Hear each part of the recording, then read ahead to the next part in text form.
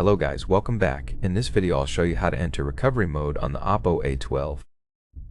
First, turn it off by holding the power key.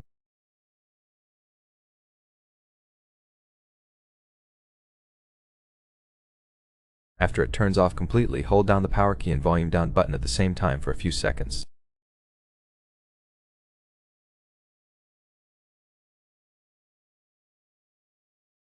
When the screen turns on and the recovery mode appears at the bottom left corner, release both keys.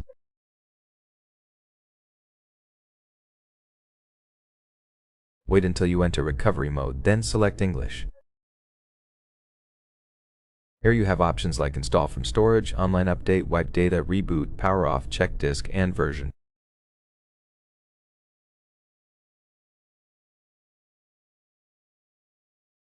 You can navigate through recovery mode using the volume keys and select using the power key. To exit recovery mode, you can power off the device or reboot it.